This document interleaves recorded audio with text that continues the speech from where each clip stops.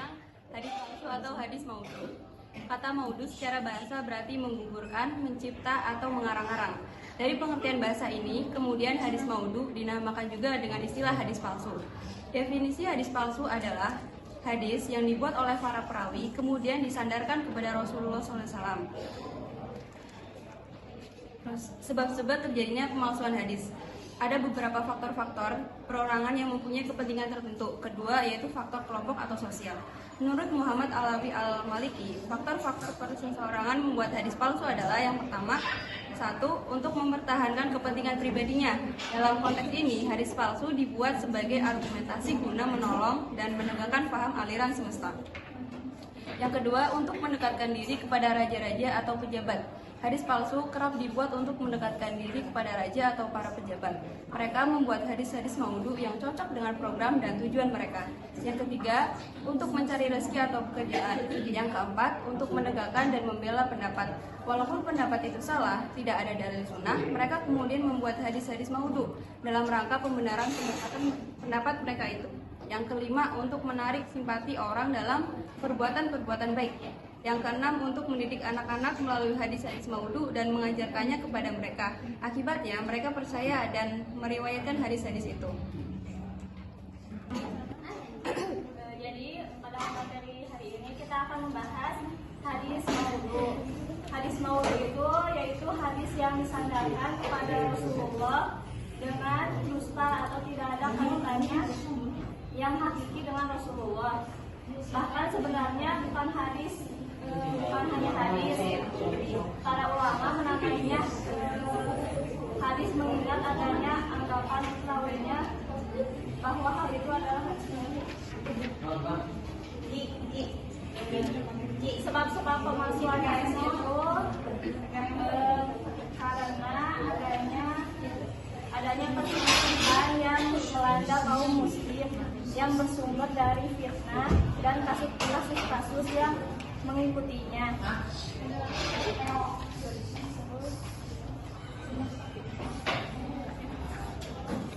Terus yang kedua, pemusuhan terhadap Islam dan menjelek-jelekannya, yaitu upaya yang ditempuh oleh orang-orang zindik, lebih-lebih oleh keturunan bangsa-bangsa yang terkalahkan oleh umat Islam.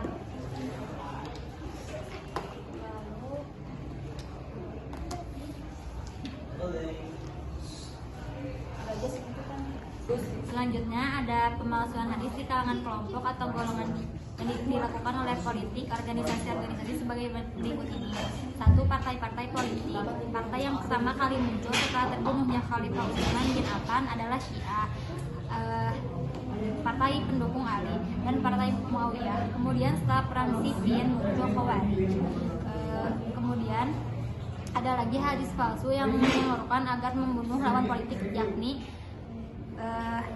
apabila kamu lihat Muawiyah atas mimbarku maka bunuhlah. Yang kedua ada musuh-musuh Islam atau orang-orang zindik. Pasukan Islam berhasil mengalahkan dua kekuasaan, yakni Kisra dan Kaisar. Mereka juga berhasil menggulingkan harta para raja dan amir yang berkuasa atas bangsa-bangsa dengan penindasan, pembunuhan, dan perbudakan. Selanjutnya ada fanatisme kabilah dan negara. Dalam menjalankan perintahnya, dinasti Umayyah secara khusus mengandalkan etnis Arab. Sebagian mereka bersikap fanatik terhadap kebangsaan Arab dan bangsa Arab. Selanjutnya yang keempat ada para pendongeng atau pembuat cerita fiktif. Pada masa-masa akhir pemerintahan Khulafaur Rasyidin muncul kelompok-kelompok pendongeng dan penasehat yang jumlahnya terus bertambah banyak dari masa ke masa. Mereka terutama tinggal di masjid-masjid kekuasaan Islam. Yang kelima yaitu mencintai kebaikan tetapi bodoh tentang ada kitab-kitab yang membuat hadis maudhu yang untuk tujuan memelihara dan menjaga kesucian hadis. Para ulama juga telah menyusun kitab-kitab hadis maudhu. Begitu banyak al-Ghawri, diantaranya adalah 1. Kitab Tazkirah al-Maudhu'at karya Abu Fadil Muhammad bin Thohir al-Maqdisi. Yang kedua ada kitab al-Mawadu al-Kubro karya Abu Faraz Abdurrahman bin al-Jawzi. Yang ketiga kitab al-Ba'is ala Ikhtilas min Hawadis al-Khusus karya Hafiz Zainuddin Abdul Rahim al-Iraqi. Yang keempat ada kitab Al-Alani Al-Masnu'ah Fil Al-Hadis Al-Mawdu'at oleh Al-Hafiz Jalaluddin Al-Suyuti. Kelima, kitab Al-Fawaid Al-Majmu'ah Mawdu'at Fi Al-Hadis oleh Abu Abdullah Muhammad bin Ali Asy-Syawkani. Yang keenam, kitab Al-Muqni Ani Al-Hifzi wal kitab bil qawlihi lam yasih syai fi hadza oleh Abu Hafaz Al-Hafiz Dia Al-Din Abu Haf Umar bin Al-Mawsili Al-Hanafi.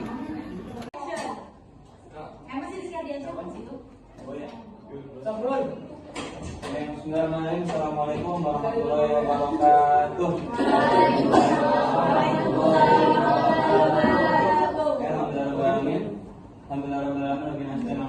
Assalatu wassalamu ala asyrofil mursalin wa ala alihi wa sahbihi ajmain. Amin. Pertama-tama mari kita panjatkan puja dan puji kepada Allah Subhanahu wa taala yang telah memberikan nikmat serta karunia kepada kita semua.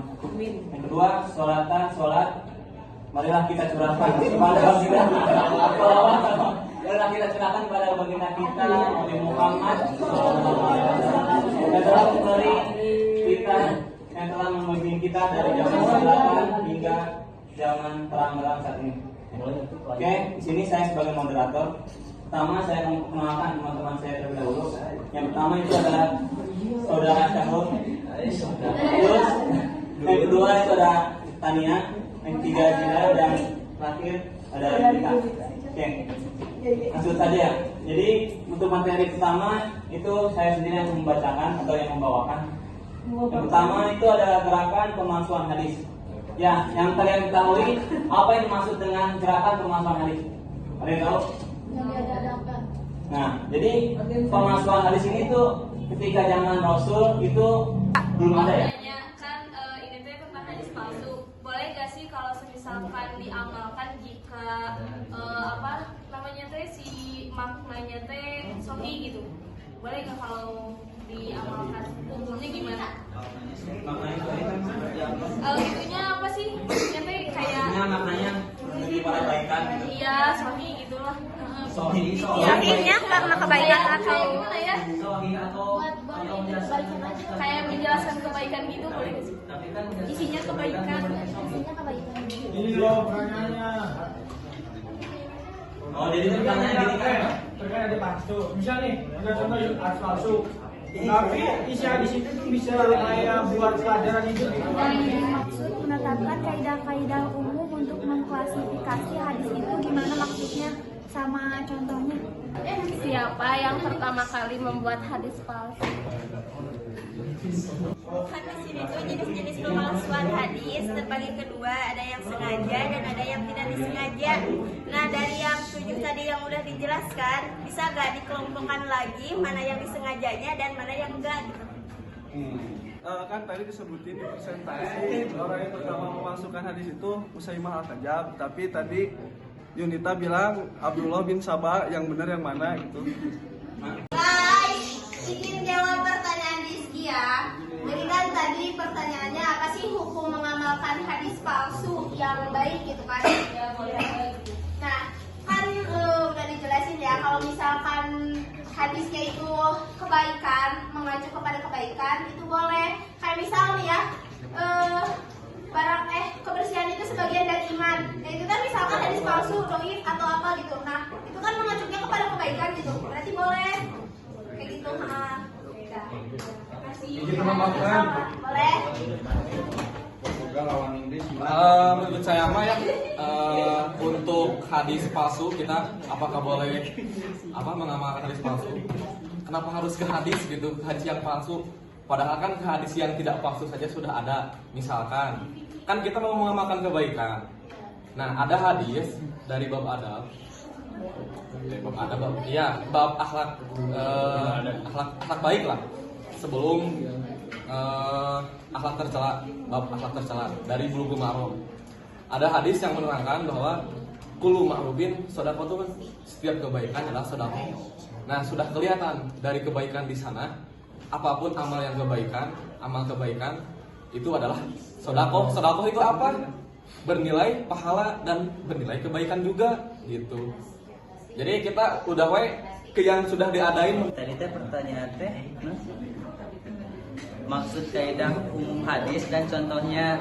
Jadi maksud kaidah umum teh ciri-ciri. Jadi kaidah umum di sini tuh ciri-ciri hadis palsu itu seperti apa gitu. Ciri-ciri kaidah di sini tuh bermakna ciri-ciri hadis palsu. Jadi kaidah di sini tuh seperti ciri-ciri hadis palsu. Jadi kaidah umum teh ciri-ciri hadis palsu secara umum itu seperti apa? Kalau contoh kaidah umum tadi sudah dipaparkan, ada beberapa. Yang pertama adalah mengisnadkan hadis. Yang kedua adanya pembuktian hadis atau meneliti gitu semarang aktivitas. Kemudian memburu para pemalsu hadis dan memerangi para pendusta, menjelaskan perilaku perawi, kemudian mengukuhkan hadis-hadis seperti itu.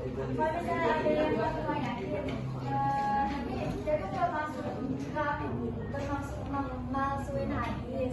Nah, tapi dia tuh lupa. Tapi maksudnya ke hadis itu gimana itu maksudnya memalsukan hadis apa enggak? Bukan pemalsuan hadis, itu namanya hadis yang tertolak. Artinya kesana setelah ditaklid. Mau meriwayatkan satu hadis tapi lupa gitu, dia teh maksudnya itu tapi salah. Jadi intinya mah kalau gitu mas, menurut saya hadis dhaif berarti dia termasuk rawi yang lemah hafalan kalau dia lupa gitu. Jadi dia si rawi itu nggak dobit, jadi termasuk hadis yang dhaif. Hadis dhaif itu adalah hadis yang diriwayatkan oleh rawi yang dobit, yang bertentangan dan yang lain sebagainya gitu. Nah terus kalau yang tadi contoh hadis maudhu yang disengaja dan tidak disengaja gitu ya. Kalau yang disengaja contohnya kayak gini, kan pasti hadis maudhu itu untuk apa? Untuk mencari keuntungan dari sebuah golongan. Misalnya nih, di sini ada. Misalnya nih, di sini tuh orang yang fanatik terhadap ada hadis apabila Allah murka menurunkan wahyu dengan bahasa Persia, dan apabila senang menurunkannya dengan bahasa Arab. Ini adalah orang-orang yang fanatik terhadap golongan Arab, itu sengaja. Jadi cina kalau misalnya Allah lagi marah teh dengan bahasa Persia, tapi kalau misalnya Allah sedang senang maka Allah menurunkannya dengan bahasa Arab gitu. Itu termasuk hadis maudhu yang disengaja. Tapi kalau yang tidak disengaja itu teh gimana? Karena menurut saya mah hadis yang maudhu mah emang benar sebenarnya disengaja. Maudhu itu semuanya sengaja. Udah.